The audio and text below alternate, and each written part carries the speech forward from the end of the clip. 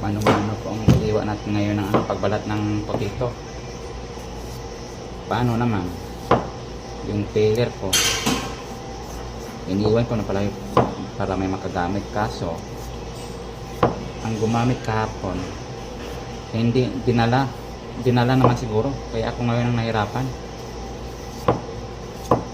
Paano ako makapag dito ng maayos ito kung dinala yung peeler?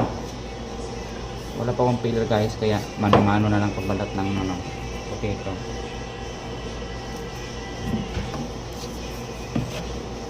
Dinala kasi kasama ko kaya ngayon wala, mano-mano pagbalat.